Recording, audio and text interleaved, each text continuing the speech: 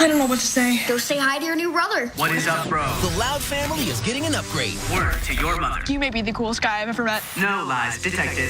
But when this robot goes bad, Surprise, it's go time, nerds. can Lincoln beat him to the punch? I'm in charge. Then why are you hitting yourself?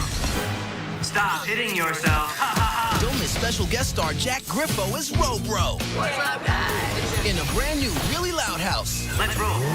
Thursday night at 7, only on Nick.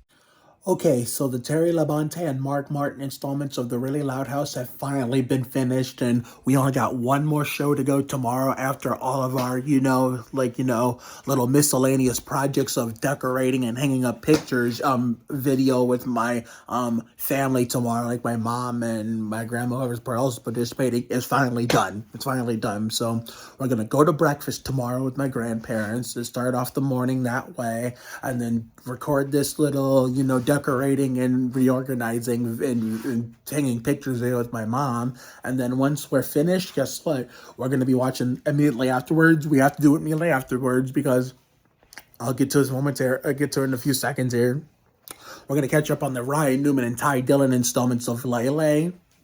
Give our reaction video to that, and then after we're done with everything else, then we record our little pre-record or pre-game show for what will be our final YouTube video of 2022 this Saturday for New Year's Eve at Gavin McMullen's basketball game. So let's talk about the Terry Labonte installment, and then after this segment of the video, we're gonna talk about the Mark Martin installment. So the Terry Labonte installment, the Robro, played by the great Jack Griffo, famously known for Max Thunderman on Nickelodeon's The Thundermans, which most people say the villains of Valley View on Disney Channel is exactly like it, except the exact opposite. But okay, so after Lincoln was coming to school with Clyde, walked to school first thing in the morning with Clyde like normal, and then once school was out, they had normal school day, no crazy shit or wild shenanigans happened.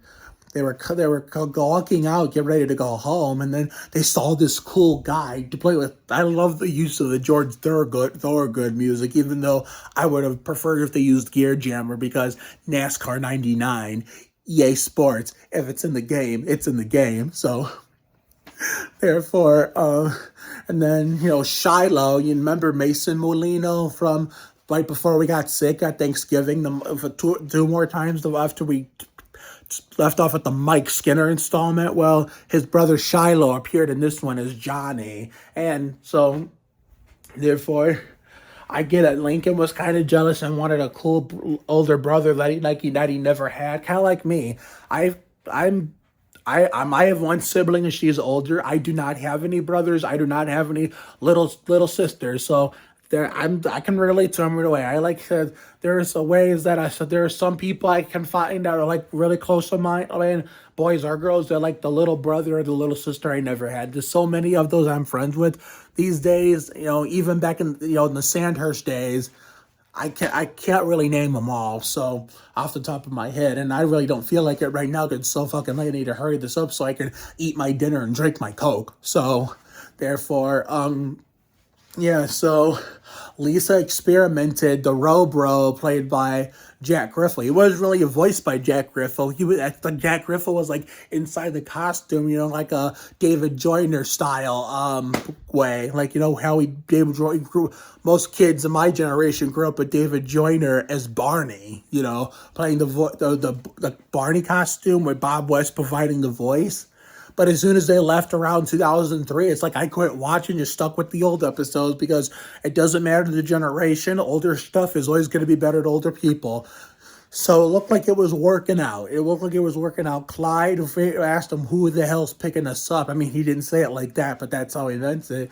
And he's like, is your mom picking us up or your sister? One of your oldest sister drives. And Lincoln's like, neither. And here comes the Robro, which I thought was a Corvette. But then luckily Nickelodeon's wise, like Dale Earnhardt Jr., even though he drove a Chevrolet, but still General Motors, same branding of Chevrolet and Pontiac. It was a Pontiac, and therefore, Luckily, yeah, Nickelodeon's Wise Like Dale and Her Jr. actually zoomed in on it and confirmed it was a Pontiac. And he even got him the video game, that, Lincoln, was having a daydream about the cool guy that he saw riding with Johnny, and the motorcycle give him. So, therefore, but he got it for real, and they were doing a hell of a job playing together. And when when Lincoln realized, not only, the Robro, but himself was being hard on Clyde. Oh, I mean, it really wasn't Lincoln's fault. It was Robro like influenced him, kind of, Lincoln was kind of rude and treating him poorly, unwillingly, only because Robro is the one who influenced him. Robro was doing most of it. It was Lincoln that got influenced by it. So that's when Robro turned against him. But this was all for naught. At the end, it was confirmed it was all for naught, which I'll get to in a little bit. So, therefore, Clyde had every right to be pissed off at Lincoln, which is understandable, but he didn't realize he couldn't stay mad at him forever. So, therefore, that's why he eventually, put his anger and grudges aside to help his best friend defeat this robot. And that since what was that trophy? What trophy did? Oh my God! What some trophy? Was it an egg trophy or something? I can't fucking remember what trophy it was. I don't fucking remember, but it was they were using a trophy that Lynn Sr. wanted to take them down, and the motherfucker destroyed the goddamn thing. And hopefully Lynn Sr. never figures this shit out. He probably forgot about that son of a bitch anyway. But therefore, there's the only way, Oh yeah, let me backtrack a little bit. So right before Robro turned bad, Lincoln had like I wouldn't say a complete nightmare, but a bad dream that they were playing that the game came to the game they were playing in real life came to life, and that. When there was like a rock avalanche crashing down on Clyde. Luckily, he was wearing a helmet. Otherwise, that could have been a serious head injury, even for show standards. But again, even if that was the case, it's just TV. Because in real life, that could be more severe, even with the hard helmet. And so, Lincoln wanted to help him, but Robo said, "Forget him. He's a nerd." Because that's where this whole treating Clyde poorly came from. And so, Lincoln tried to make a compromise, saying, "Let's help him up together." And so Robo was carrying him away, and that's when, Robro turned bad. And the only way that, he could be defeated or killed was kill him with kindness. And then Robro admitted his dad was never there for him as a kid because, his dad cared about other things that were important to him than his own son. And then they said a lot of other kind things, and then that's what helped. They said they loved him, they hugged him, and then that's what, I wouldn't say kill him, because this is the most kid-friendly show I've ever seen, and take a breath, Mark. This is the most kid-friendly show I've ever seen in recent Nickelodeon history, ever since I moved on from Lab Rats to a Variety in 2017-18 season. So therefore, they just shut him down, and then apparently Lisa was secretly watching him the whole time. It was an experiment to test Lincoln and Clyde's friendship, and it actually pretty much worked. So therefore, that's the Terry Labonte installment. Now let's move on to the Mark Martin installment. I've got a plan. The Really Loud House presents 4 steps to impress your crush. I'm so sorry. 1. Walk with confidence. 2. Try reverse psychology. I don't like you. Oh. 3. Keep your cool. I'm taking my sister to the dance. Okay. And 4. Be yourself. Cut. You're all stiff. Haven't you ever talked to a camera before?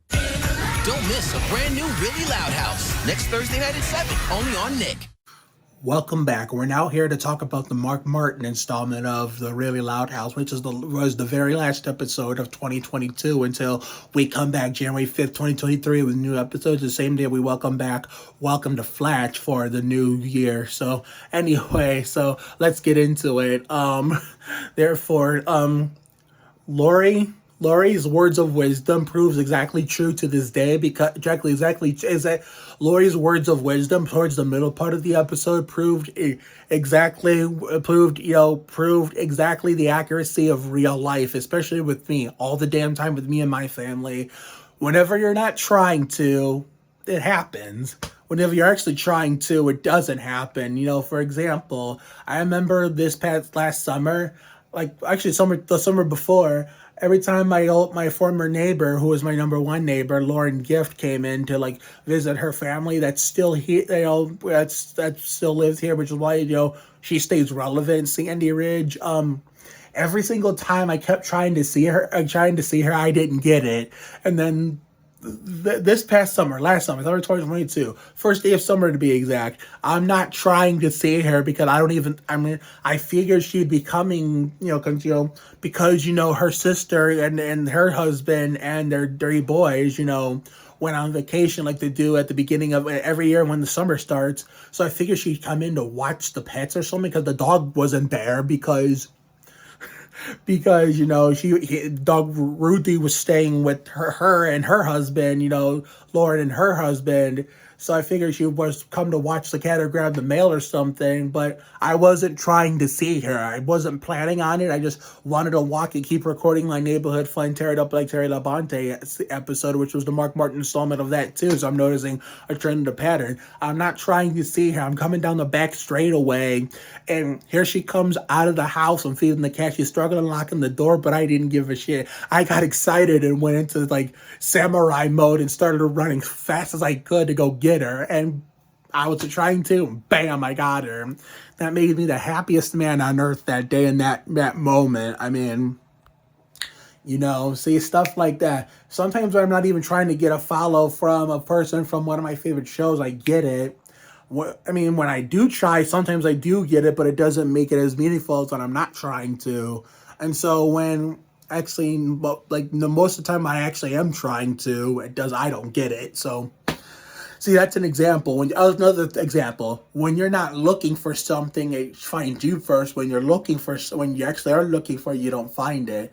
It's the same thing with me with finding a girlfriend. When I was a teenager in Brook Park in the Sandhurst house, I was trying to find a girlfriend since all my friends in high school were dating each other. Nobody wanted me. But as soon as I moved here to Ridgeville and started going to Murray Ridge, and then later tried ViaQuest, I just stopped looking every time ever since I got old. I just stopped looking. If I was single, then fine, I just let it come to me naturally, and bam, all the girls wanted me. So just goes to show you need to find the right people to surround yourself with when it comes to stuff like that. So therefore, and when it comes to, chilling with your friends that you don't get to see all the time, like, Jesselyn Wanlam's birthday, which was spent casually, I was just there to walk around the neighborhood like a normal person, and then Crotchet Dude's friends, saw the Tim Duncan because they were swimming in the back, but they wanted more they wanted more, so they saw me, and they screamed my name, and I slammed on the brakes, turned around, and we just got into a little end of summer explosion with the 3-on-3 outdoor street basketball tournament, where we were all covered in sweat. We were running out of breath.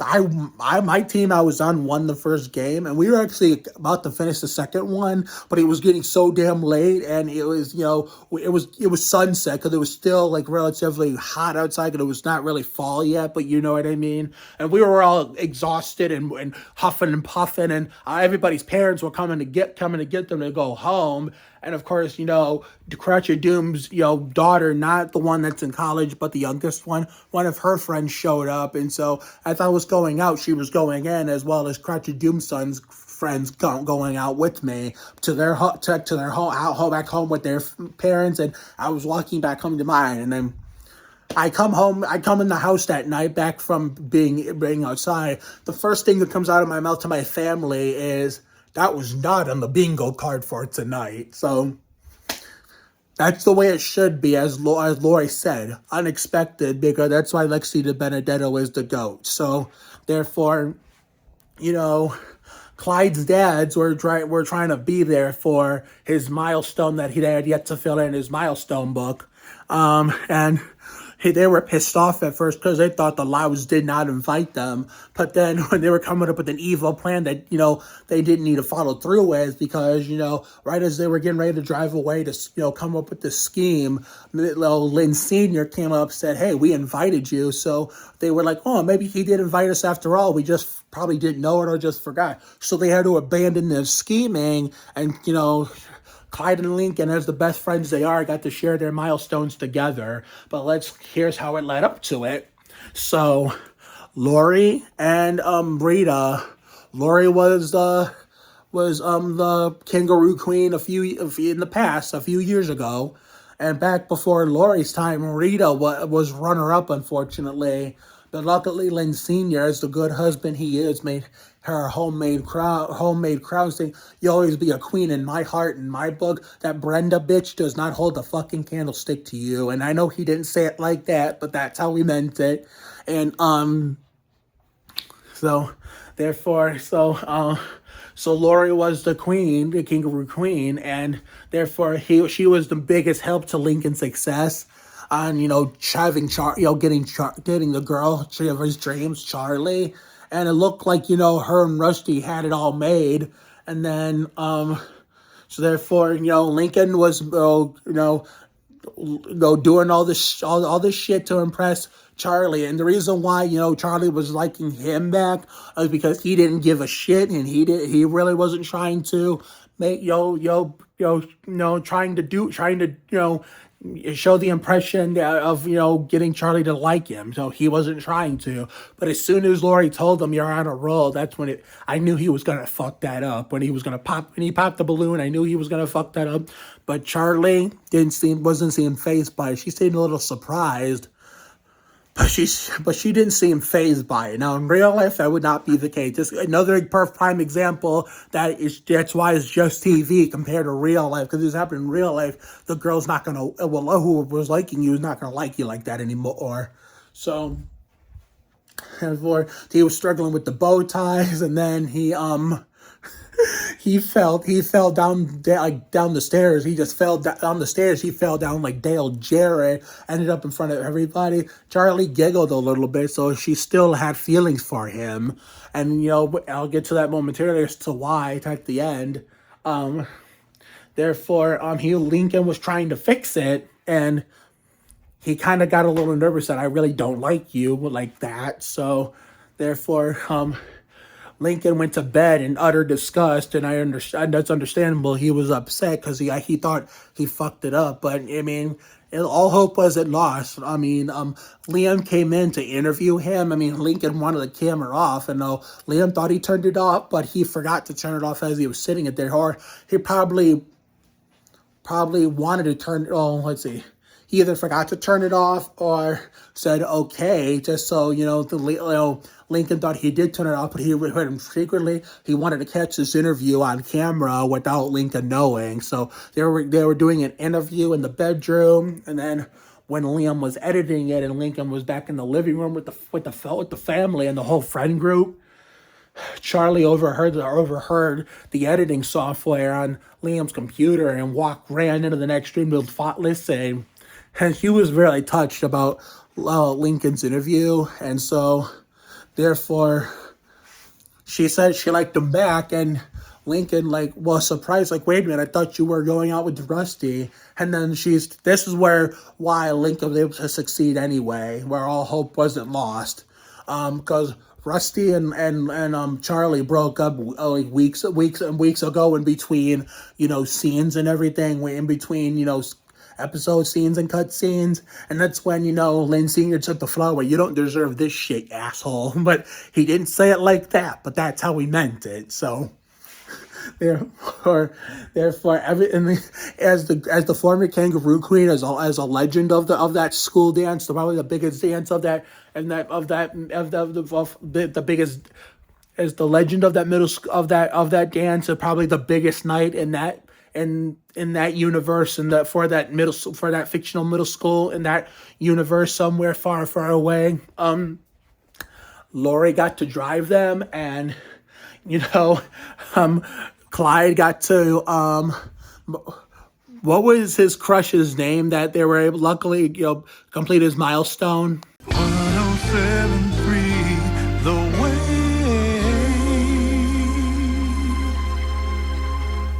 Marty Steppenberg. For some reason, I thought it was something McBride. I don't know why, but I'm such a dumbass. But okay, Marty Steppenberg. So therefore, they were talking about jackets, and if the girl was too cold, the guy would take off his jacket and put it on the girl. Cause that's something I would do for Razel or any girl I would ever date that in my life. So if we were in a situation like that, so therefore, not only Clyde got to do it with Marnie, but even Lincoln got to do it with Charlie, and they succeeded. And I mean, I bet you Clyde and Charlie came in runners up as, as the winners at that dance at the end of the night as the king and queen.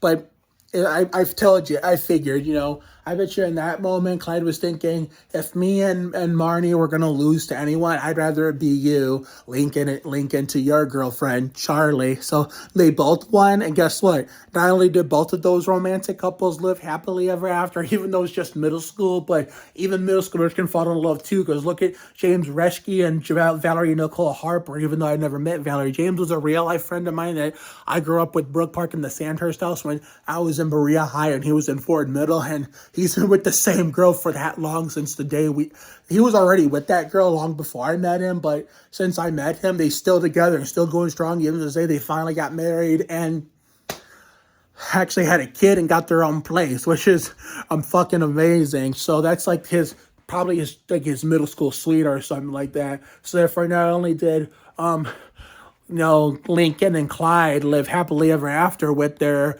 other halves, but they both got to share a milestone together like two best friends should. And it was all, guess what? It was all meant to be. So I can't believe we only got one more show left to go tomorrow. It's going to be a fun day tomorrow. We got breakfast in the morning with my grandparents. It's going to be spent casually off camera. And then tomorrow, before we bring you guys the reaction video to the Ryan Newman and Ty Dillon installments of That Girl Lay Lay, we've got a special video for you that's not, I've been really looking forward to bringing you guys for a long time. First of probably many, because after this one, me and my grandfather are going to do a YouTube video. We're going to hang up these Earnhardt pictures over there. We're going to put the Dale Sr. Intimidator one right there. And we're going to put the Dale Sr. and Jr. 2001 Bud Shootout frame that I got from Steve Lucky many years ago. My grandfather's longtime friend right there. But the one that's going to come before that is me and my mom are going to rearrange her room tomorrow and, start building up her office in her bedroom so she can be in there a lot more. That way she doesn't have to be downstairs on the main floor much anymore. That way my grandparents can have their peace, I'm watching TV we're also going to hang up pictures. That's good. Decorating, my mom's, bedroom, rearranging it for her new office is going to be the first half of the video. Then the second half, we're going to hang up pictures. And then we're going to watch Lay Lay, the Ryan Newman and Ty Dillon installments.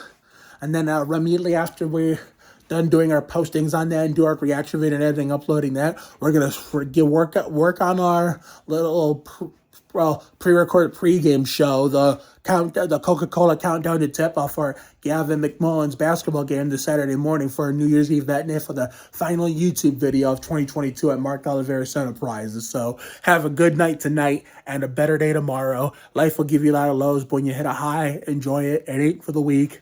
Goddamn, pace yourself, bring your ass, be you. You have to try harder to do less. You can't deport a dream.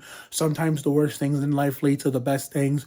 Always bet on the side of love. You got to check yourself before you wreck yourself. Sometimes you just got to be present. You never fail until you stop trying. It never pays to worry too much about things. Another day on time, another day to shine. Sometimes you just got to flock yourself, trust your instinct, stand up for yourself, not back down to anyone. All for one, one for all. She love act different. Take care, everyone. Good night. And,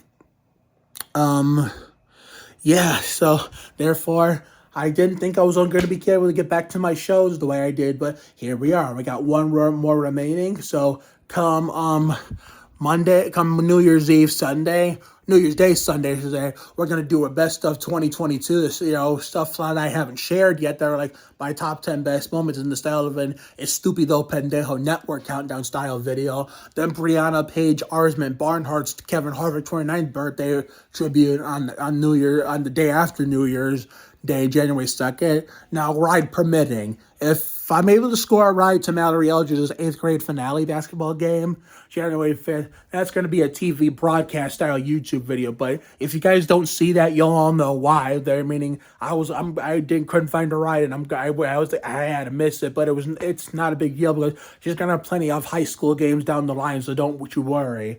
So therefore, and then January 7th, our winter dinner with Fireball Man and Debbie, the unnicknamed wife.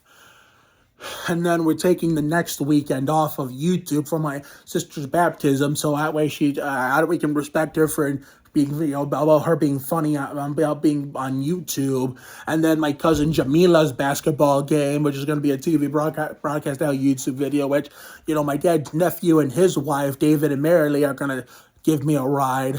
And then the 20th is going to be the ViaQuest basketball rage you all won't want to miss. And okay, is there anything else? Because I was an idiot and forgot some shit last night.